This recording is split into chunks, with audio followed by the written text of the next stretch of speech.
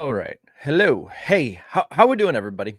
How are we doing today? I just want to make sure that I sound all good. I think I look all right. Look all right. Nice and refreshed from a long weekend.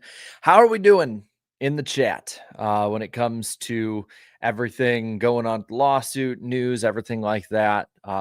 Jeffrey King, I see Timothy, I see a bunch of you guys bringing up rest in peace, Michael Annette. I was out to dinner with my wife and my mom and grandma when that broke, and it was just like it took me by surprise because he's so young, you know. Um, and so yeah, I mean that's definitely I think first and foremost, everything, thoughts, prayers, everything out to his family. Um, right off the top, I don't want to. I don't want to minimize in any way that I actually went back and I watched the race he won and in the Xfinity series, now O'Reilly series. And I remember watching that because I watched that in my grandparents' garage while it happened.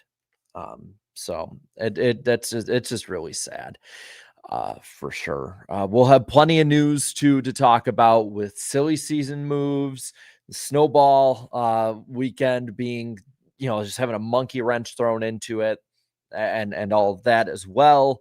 Um, my Twitter messed up today for the most part. I was not actually able to follow on Twitter. So I'm having to go off of, and granted, I looked back at the last 5 days and compared my notes, and it's almost like exactly the same as my notes anyway.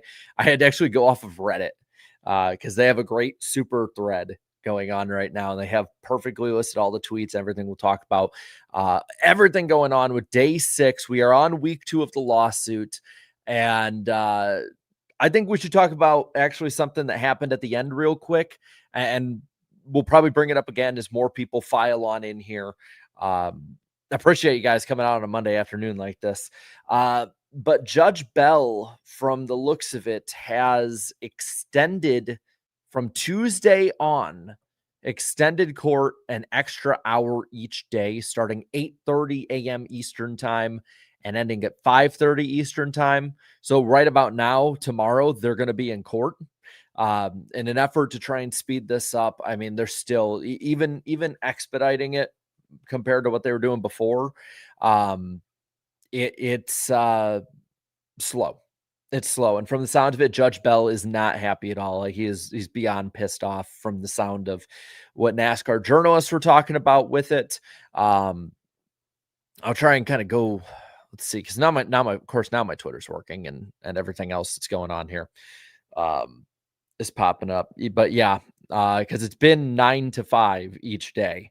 And sorry, Dolly, we're going a little further on our work day, 8:30 to 5:30, which means for me, yay, I'm gonna be up taking any notes possible and getting stuff ready at 7:30 Central, baby. Not that I'm already up at that time. Yeah, the perks of having a 6-month-old. But it's gonna be a long day for those being there. I saw, I think on Eric's video today, he said he's probably gonna be out in Charlotte later this week. So maybe we can talk to him more on all this. But that's something right off the top I think is worth talking about. We're probably gonna get. I would assume it's probably gonna be sped up even more if they can help it, and we're probably gonna get major news dumps compared to even what we've had so far when we have more people talking and it's going longer.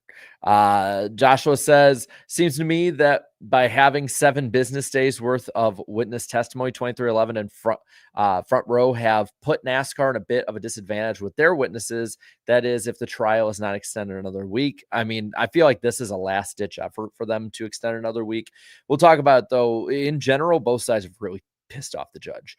And I'm assuming the jury is probably none too happy about having to spend an extra hour listening to something they have zero interest in. Yeah, give it up for it. We might do the give it up for day 15. If we get to day 15, we might not do an intro with the countdown. We might just give it up for day 15. Because it's it's actually, I think, could be more likely than people might think. We might joke about it, but it might actually get there. On top of that, I guess we can start kind of getting to it. I'll leave you again. Behave on screen. I want you guys to be on screen as much as possible. And I'm going to have you guys on my phone screen so I can keep the chat up, because I'm going to have to be going back and forth between, different windows. I should be getting new monitors, so we shouldn't have to worry about this into 26. I'm not sure. But if you see me looking back and forth, and just, that's why. So let's get started, shall we? We'll talk about the news after this. So these are just basically the notes I've been taking so far. It's just tweets as we go. You know, and we'll go from there. All right. So John Newby put that we're in the morning recess. This order that they're putting stuff out in. The remaining witnesses for plaintiffs are an expert economist, which is, I think, Edward Snyder is his name, as well as Steve Phelps, Richard Childress, and Jim France. So I would assume they're all going to be probably tomorrow, or like pretty soon, I would say. Steve, like, because after that, Steve Phelps, Richard Childress, Jim France. So that's going to be coming up. They did also have to start a little bit earlier because both sides filed after 2 a.m., including the defendant's 15 objections to a 58-page demonstrative. I believe that's how you say it. Again, my Cordy's is awful. And from the sound of that, again, that's another point of it where Judge Bell was not very happy at all. He was not very happy that they waited that long. So I believe now the cutoff is like 10 p.m. tonight, and so on and so forth. So that, I don't know if it's maybe I'm just inexperienced. It's probably that I am inexperienced with a lot of this. I've been lucky enough to not be called into court much in my life. But it just feels like this is kind of all over the place. And like, there's plenty of little loopholes that have been used that, like, I don't know if they're ones that normally get sewn up or what, but it feels like Judge Bell is almost having to like patch holes in everything going on as this all goes. So that's another change basically that we've had. It did start out with RTA executive Jonathan Marshall, who was finishing what he had started up last Friday. I'll read the super chats in a little bit. And one of the things that was noted is NASCAR primarily focused on the charter negotiations and how many teams were willing to accept the terms in summer of 2024. This includes teams saying that they would be willing to get $431 million of the $1.08 billion TV deal. The deal ultimately was about, I think, $100 million less, 1.07, or is it 10? It's 1.07 billion. My brain's already fried into Monday. Adam Stern put NASCAR also used its time with Marshall to suggest to the jury that the charter terms are fair, asking him if he remembered testifying that no other U.S. racing series offers permanent charters, and if he acknowledged F1's governing Concord agreement isn't permanent, which is like their version of the charter system. And that was something that he was trying to kind of, that is not he, but that others like Edward Snyder tried to comp NASCAR more to, which I have to admit, as a fan of NASCAR and somebody who, I'm okay every now and then comparing to stick and ball sports, but think it's an overused comparison. I do like comparing it to another racing series. Let's see. Adam Stern also put at least some NASCAR Cup Series teams would be interested as well in bidding to buy NASCAR should the property ever be put up for sale. People familiar confirm, following Jonathan Marshall's testimony on Friday, which I am not surprised by that either, seeing how there's a lot of rich people in all of this. And I did note as I was kind of going through some of the bigger ones here, that I believe it was, where is it at? I believe it was when it was later, it might have been later on in the day. But they basically said that if NASCAR had to pay out the damages that the teams are asking for, which I think is something like 300 or $350 million, that it would actually bankrupt NASCAR. And I think a lot of people kind of, I think, are like, well, they're worth X amount of $1 billion. Well, that, yes, the Frances are, but it doesn't mean that the expenses and all of the other business side of just NASCAR removed from the France, it's just NASCAR, are the 5.7 or whatever $1 billion that it is, that they are. And on top of that, bankruptcy, there's many different types of bankruptcy. I mean, just go back and look at the automakers, for instance, during the 2008 recession and the bailouts and all of that. Like, there are many different forms of bankruptcies, that don't mean that they're shutting their doors or going out of business or having to sell everything off, or anything like, necessarily like that. It will change things a lot, but it does not mean that, you know, what I think a lot of people are sort of gravitating that towards. Um, and I only know this because I took like a economics 101 class, and that was part of the final exam. I don't remember all of the specifics, I will admit, but I do remember that part. Um, so there you go, everybody. Some part of college stuck with me. um, let's see. Peter Strata, Peter, I don't know if he's watching right now. I know he's been there all day. Said RTA Executive Director Jonathan Marshall has finished his examination. This is earlier in the day, and was pressed on the abandonment on the trademark for a U.S. racing league and details around potential exhibition races, including the one in Oman.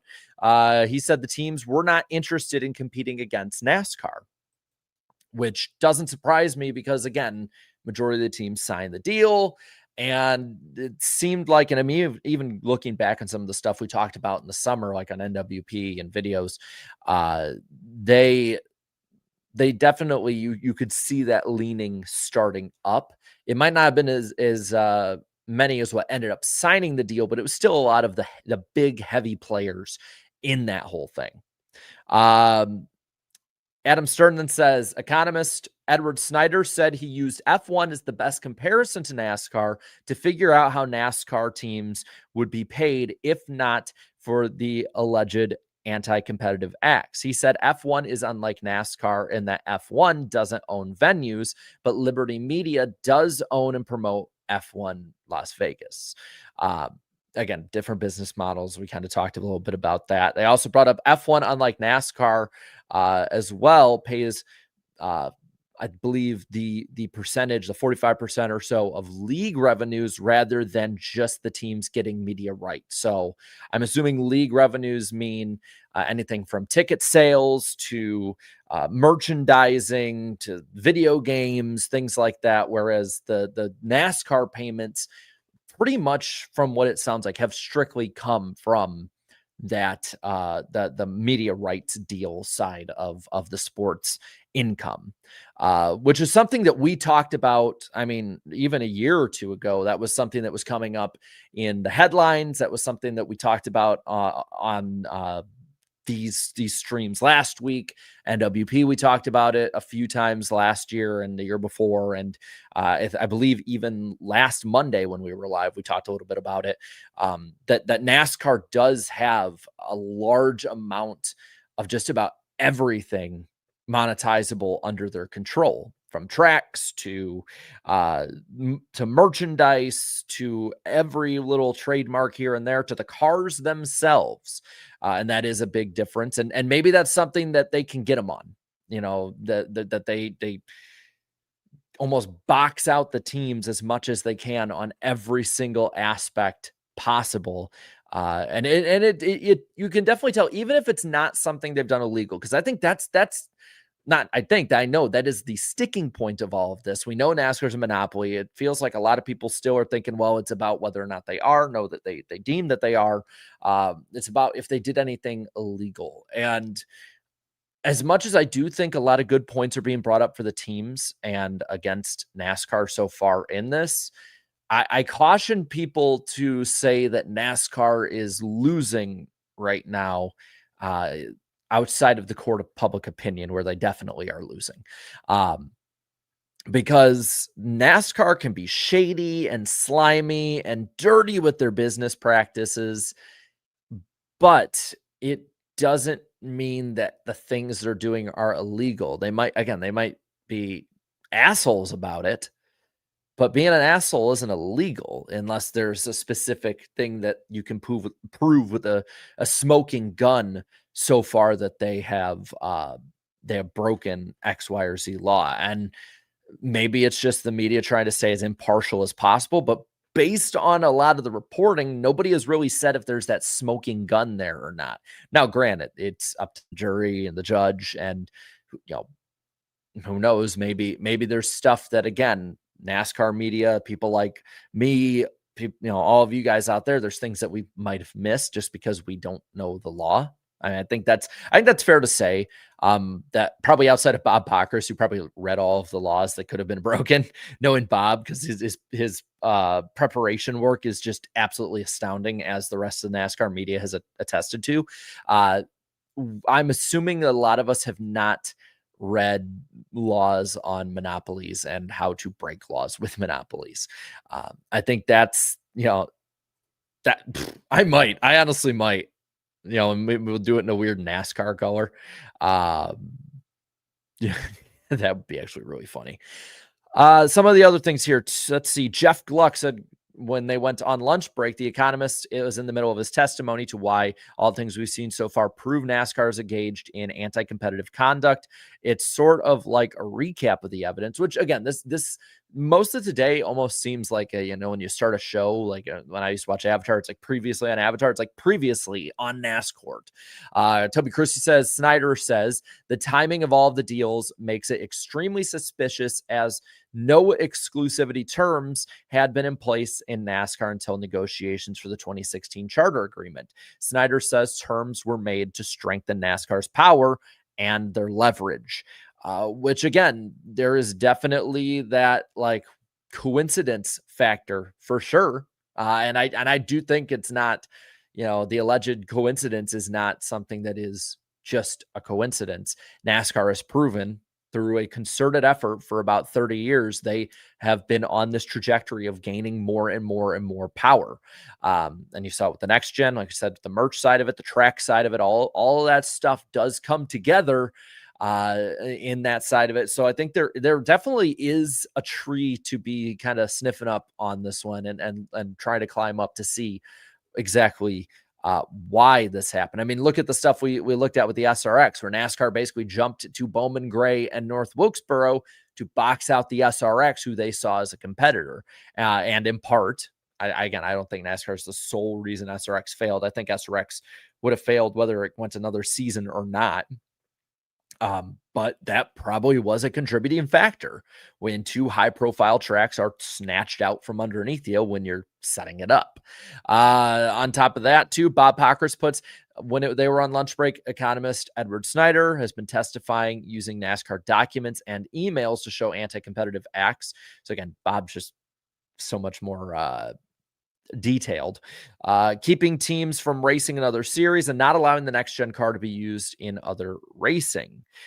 He also brought up Bob also brought up that teams have been compensated below a competitive market in the NASCAR doc and on options on how to respond to a potential breakaway series. You don't see pay the teams more as an option. Why does NASCAR pay the tracks? They're paying for exclusivity. Which again, with the ISC side, they, basically own a lot of those tracks. And then from there, Deb Williams also puts out pretty much a similar sentiment. So there's a lot of people kind of focusing on that part. Bob puts earlier RTA exec Jonathan Marshall testimony in his testimony in charter negotiations, teams wanted 33% of all new NASCAR business money. NASCAR offered 30% of new business teams participated in. Instead, there's committee to negotiate any percent of a new deal. Currently working on a pari-mutuel better deal. And then Bob came in clutch for a lot of these, man. Said in showing how the teams weren't selling charters because they were looking to make a profit, economist Edward Snyder used these as proof. Furniture Row selling the charter 1 year after winning a Cup title, BK Racing's bankruptcy, among others, which I feel like that was pretty much evident to any of us who were paying attention at the time. I mean, Barney Visser kind of talked about something similar, BK Racing in kind of the same box. So a lot of this to me is stuff that we as NASCAR fans who've been following for the last 10 to 15 years understand and know. But I have to imagine, I mean, because I'm just seeing this wall of text in these notes, and I have to imagine for people who don't understand and don't keep up with NASCAR the way we do, this has to be such a just droning bore. And I can't blame people for just wanting to be done at this point. Bob said that the judge said, just going as we go on this. Judge said he hoped 2311 and FRM can finish their side tomorrow. They still have 4 more witnesses after the Economist, with the last 3, Phelps, Childress, Jim France. So that would stretch into Wednesday. They are making NASCAR call Curtis Polk as a witness. I mean, again, there's the people who have more expertise in this still say it's going to be done by the end of the week. It does feel like, though, there's less certainty every single day that we hear more and more about this. I feel like the quicker it's better, the better at this point. Like the quicker it's done, the better. But it's just it's droning a little bit more and more. Let's see. Some of the other sides of it too. Steven Stump says at lunch, Edward Snyder, the long ass title, like literally his title. The plaintiff's questioning focused on 3 conducts: NASCAR's exclusivity with tracks, teams, and on the cars. And then said Snyder cited the track exclusivity agreement, the 12-month idle period for outgoing team owners, and the IP protections of the next-gen car as examples, and that they reduced viability with outside entries, which, yeah, I mean, if you can't race on the tracks with the cars in any way that's anything like NASCAR, I mean, that feels pretty obvious. Stern also put out a couple more things here. 2 teams suing NASCAR are asking for about $365 million in combined damages from the series for alleged anti-competitive conduct, per its economist who did the calculation. He also disputed that NASCAR would go bankrupt if forced to pay an extra $300 million per year to teams. So there's that side of it too. And if they paid it to the damages as well as paid that large amount of money to the teams, NASCAR either way would have to go through a giant restructuring to be able to do this. They would have to. I mean, there's no way, and the money would more than likely come from the racetracks. NASCAR would probably keep the 10% just for the core running of everything at this point. By the way, if you're seeing me look off screen, I'm just checking on the kiddo. No, she's not crying, so we're good.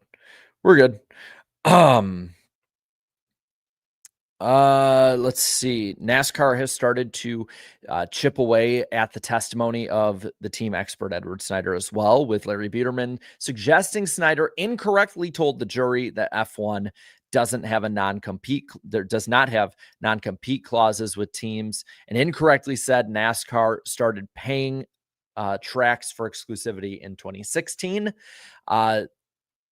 Now, I feel like it's with this part of it, it would have to either be different technicalities that either Snyder was pointing to or the teams are, because there was definitely exclusivity with different racetracks at times, uh, beforehand, but maybe not, I guess, not in the way that it is now when it was since 2016.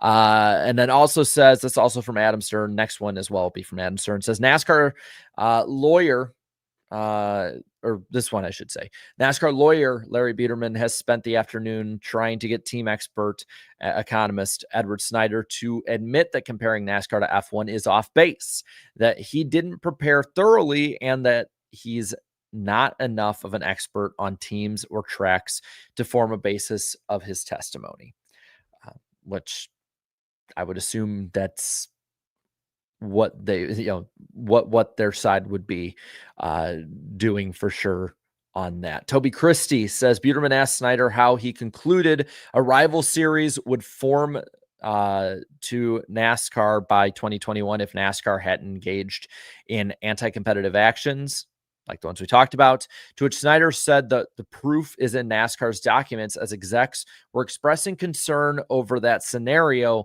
and then the sport took actions outlined to combat that. So I guess still following around with their kind of the line that Jeffrey Kessler had earlier in this, who basically said with the line that the documents don't lie, and that's how they're going to go with it based on what NASCAR has said so far. Toby Kersey says the plaintiffs still have an accountant, Steve Phelps, and so again, there's a lot of just like circular information at this point. Meanwhile, the defendants, NASCAR, have 16 names on their witness list still, which I'm assuming they're probably not going to have every single one of them at this point. So there is that side of it. Lawyer, I believe is it Shannon McKinney? The one that's been on Dirty Mo recently, said NASCAR attorney brought up the JGR increased technical alliance fees in its cross-examination of the economist. She says she was a bit surprised it didn't come up in cross-examination of Jonathan Marshall from the RTA, as he more likely would have had factual information. Kind of, I guess, as a proof of stuff going on inside of it, as a similar kind of practice that they were talking about. The the teams would do the same thing as NASCAR. And well, does that count? I mean, I guess that's probably where they're going with it. Bob says part of the afternoon was spent trying to define damages, basically. I mean, that's basically just how do you define it at that point? And he said 2021 through 24 is used because of the 4-year statute of limitations in law filed in 2024. Lost revenues in 2025 were based on running open for 16 weeks instead of chartered, which I feel like that one you definitely can prove. The other ones probably are going to be a little more difficult on that side of it. The 2024 or 2021 to 2024 proposed damages, assuming payouts of 45% of revenues, which is the average for F1, like they talked about earlier, rather than 25%, which NASCAR was at that time. NASCAR argued that the team's revenues included what they got for open cars, is among one of the flaws, actually. And then the 2311 FRM economist calculation of the market value is complicated. He used 2.6 times of the revenue, or 2.6x of the revenue, and that's easier to say, because FRM purchased the SHR charter that was that amount, and the highest of multiple, lower multiple would mean even more damages, then used F1's multiple of 4.3x, so I'm assuming 4.3 times, on the Williams team sale. And then Bob, with that, I don't have exactly all of these saved on here because they were put out, I think, after we started this up. But he puts out the full equations on his X account. I'll at least put the link in the chat. So if you want to see what Bob was saying in all of that. So there's this. All right. Um, let's see. I'm trying to see as well as what you guys are putting in the chat to try and keep up with it as well. Beast Metal says, this for a moment. We may have to accept that NASCAR was set up to extract value rather than create it, which is really any system when you look at them from outside of the echo chamber of their own propaganda machines. True. I mean that I think that is true. Um, Again, we talked about this before. We're probably going to have to look at NASCAR from a very different perspective, even as fans that know a bit more about this. And I think that's a great example of it. Among NASCAR's challenges and cross exam, with no competitor emerging prior to 2016 when charters and tracks exclusivity came in, it can't be assumed by 2021 that one would emerge. If there was a competitor, why assume NASCAR revenues and team sponsorship remains the same as they could go down? And these are all from Bob. NASCAR brought both in cross examinations. NASCAR attorney said Furniture Row sold its charter because JGR was doubling the amount it was charging for a technical alliance, which I'm pretty sure when we've heard about that and saw it and everything, that's exactly what we learned is that JGR jacked up the rates. Said in 2311 in FRM's experts world with a competitor, maybe BK doesn't go bankrupt and FRM has no charter to buy. I mean, I get the argument of like, if we're going to play in the what ifs, we can go every which way with it. And, you can't, it's very hard to prove what ifs. It's why whenever, I mean, on a very much smaller and very low scale and low stakes version of that, it's why when I do what ifs, it's, in videos or in live streams talking about it, it's very much like I go out and say, this is hypothetical. Things would have been different, yada, yada, yada. And I think it's a very similar thing to look at with this as well. You have to have some kind of proof with it. And it's kind of hard to when there was no proof before. Edward Snyder said in his world where there's a competitor, God, I feel like we're playing pretend here, man. He estimated NASCAR would increase total team payouts by $300 million annually, and NASCAR could adjust that. The NASCAR Eddie asked why assume its revenues and team NASCAR sponsorships would not decrease, which I think actually is a good question, because if you lost certain teams to break off into another series, sponsorships could follow them. Maybe if they got different tracks to follow, that value of NASCAR could go down. Basically, I mean, whether it's them splitting off or whether it's a new series altogether and others maybe race into both of them, I think that's actually a pretty good point. And I know a lot of fans are going to ignore me saying that because it's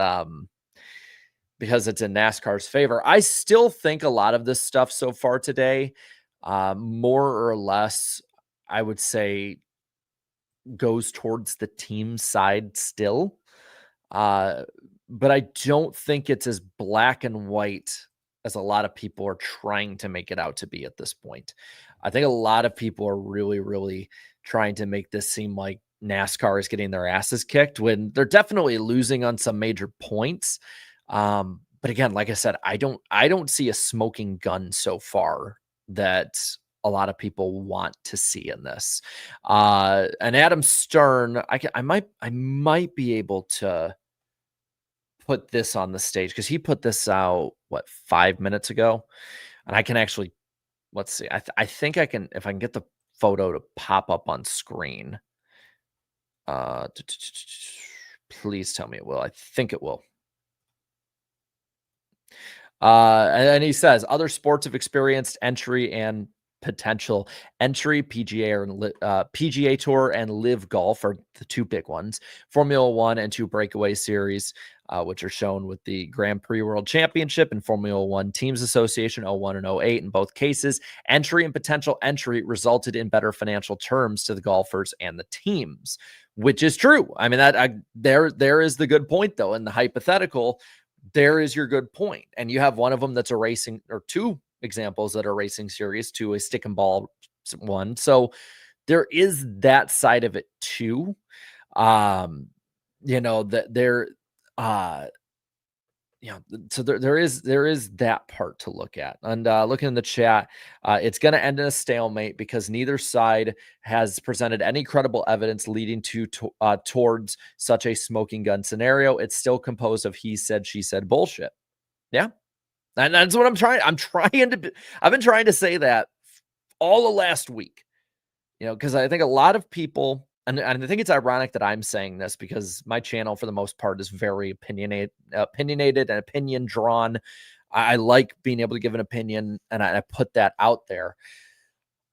But I keep just in my head thinking the same thing is that a lot of people, even in NASCAR media, have picked sides. They have. I've admitted it, but I looking at it. Trying to look at it from an outside point of view, I don't see it right now. And again, if I'm wrong, I'm wrong. I will whenever what happens comes up, I'll own it if I'm completely off base. Because there's people that have much more experience than me that are saying I'm wrong. So maybe I am.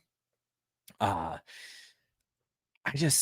I want to caution people because I feel like it's the same thing with the points argument, the same thing with a lot of the other sides of NASCAR arguments as we get our hopes up for something and then we lose track of reality and our own echo chambers and what other people are saying and rooting interests and all of that.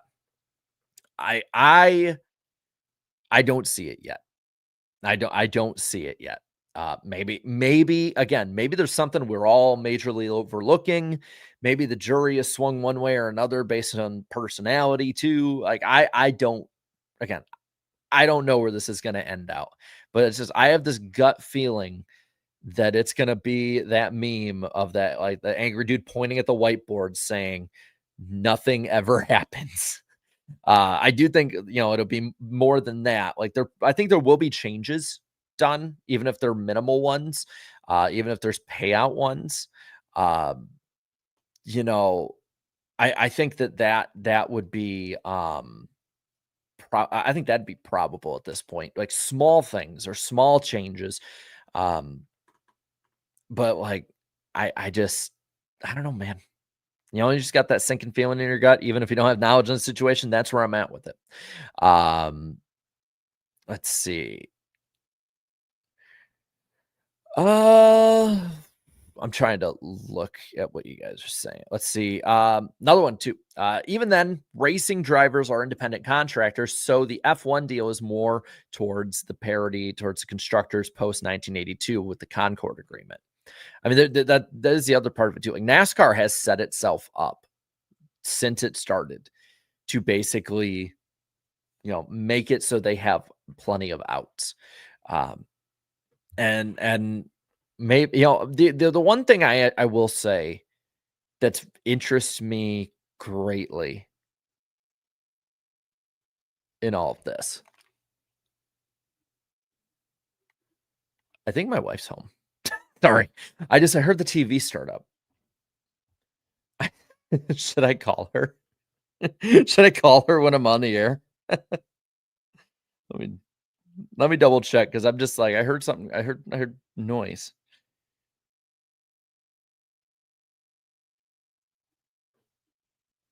Uh, I'll text her. How about that? I'll text her. I don't like calling people on air. I apologize if I'm all over the place. I just want to make sure I'm not like going insane. Um. So yeah. Last thing I want to do is like, oh, it's fine, and then I find out that like I have a stranger in my house or something that broke in when I was, not in the room. Um. How was the rest of her birthday? Very good. It was very good. We had a lot of fun. Looking at some of the super chats here, by the way, while we're rolling on through. Where did we stop off? I believe we have a member chat from Zenith for 13 months. Damn. Nice. Thank you. Isaac says, "Hey Jarrett, have you heard about the Netflix Warner Brothers buyout? How do you believe this will affect NASCAR's deal with HBO Max?" I don't know if HBO Max gets absorbed somehow by Netflix, then I think maybe it would go to Netflix. Any of the stuff that they have with NASCAR, whether it be the uh the cams or anything else. But I just I don't know yet. All I know is that the media landscape is going to be changing quick, and I have a feeling we're going to have more than a few changes to this. And then we'll look at the Sanchez news that popped up. Nick Sanchez out of a ride the second week of December in the offseason. I mean, that was a major, major change that I didn't think was going to be happening. Um, I mean, I did not expect that. That was completely out of left field, in my opinion.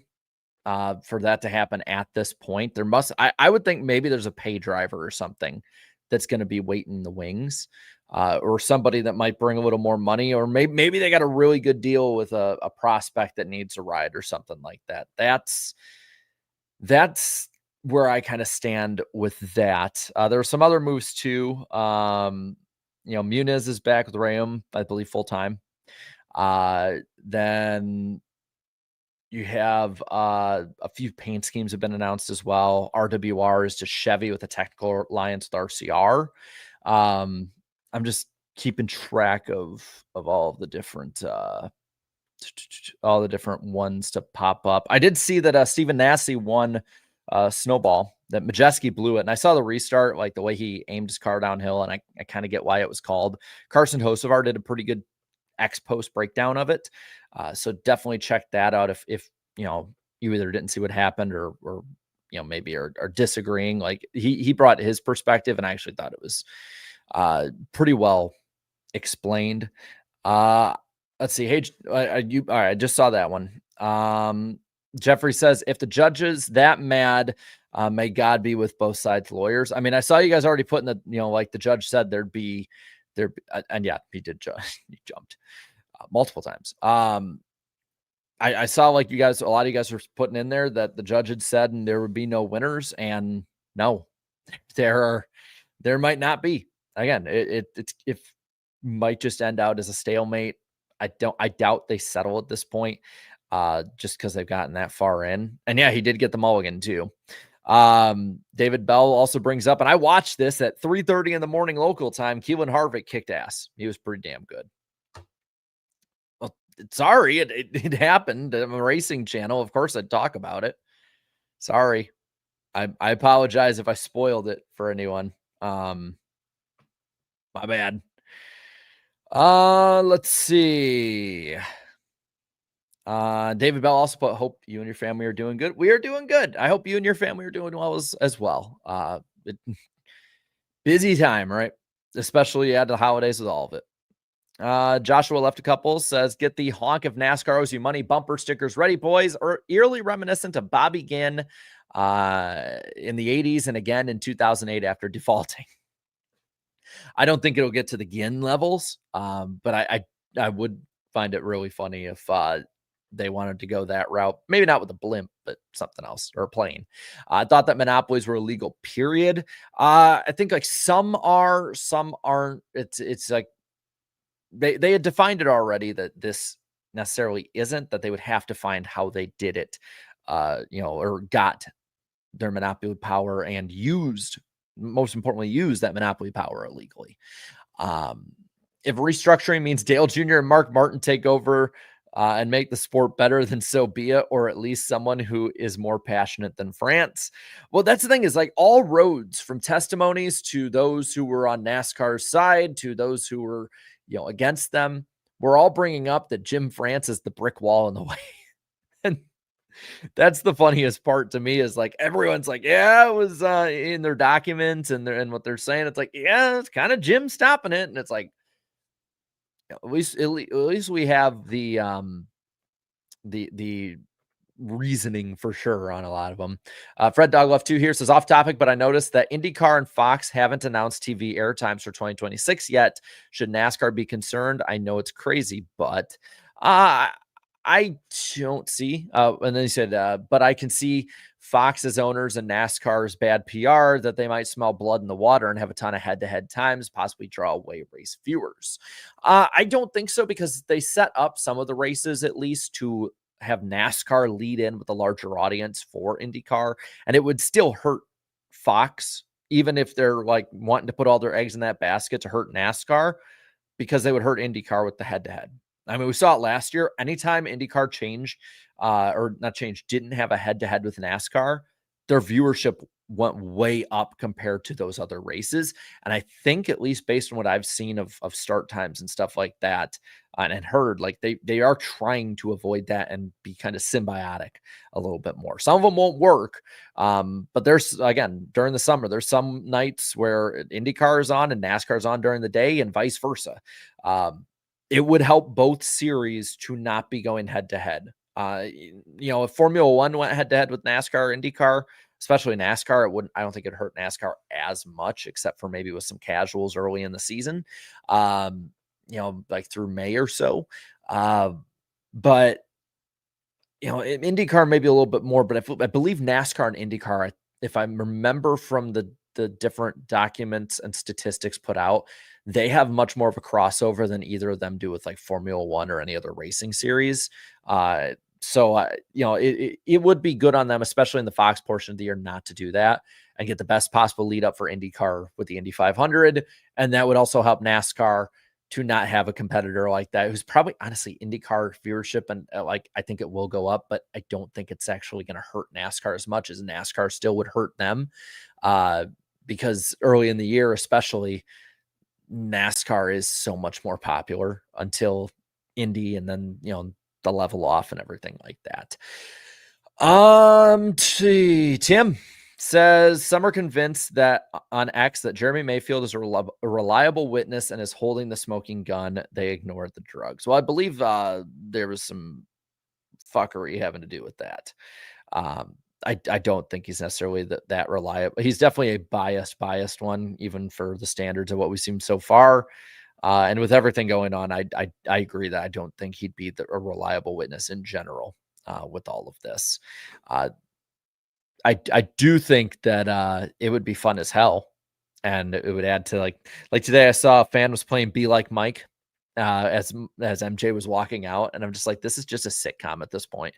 Like, it's a fun TV show. iLobo says, like Judge Bell said, there will be no winners. I'm kind of on the same boat with that. CVO says future is looking bright between Harvick, Busch, and Larson's kids. Harvick v. Busch 2.0 is going to be sweet. I hope they all pan out pretty well. I've seen enough of snippets of their career so far, and I've been I believe I was at the track for one of Brexton's races. I can't remember off the top of my head. I was looking through, and I've been to, like, just in the top 3 in NASCAR series alone, I think I've been to over 100 races total, let alone any other kind of local and open wheel, dirt, you name it. So, but no, I think that, today probably wasn't going to be as many of those big bombshells that we've been seeing so far. I think with Phelps coming up, with Jim France especially, like, we're going to get some of those though. So, but I think that's going to cover it. I mean, I'll double check if there's any other major stories going on. I don't know, but I'll double check to see.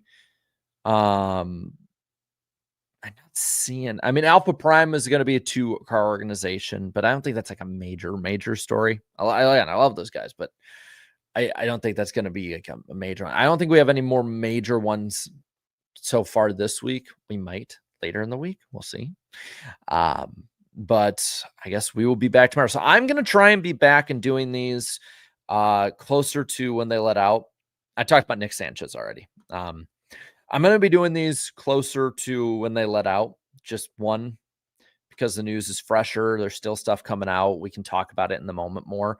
And I like doing that with you guys. But 2, I do need to help and be in dad mode in the evening. And with it going a half hour later now, I really don't want to put that extra pressure on my wife that, hey, when the baby needs to go to bed, I can't help at all because I'm going to be doing work. So I think we're going to do that, especially since later in the night it's getting closer to when we would have been doing these anyway, either way.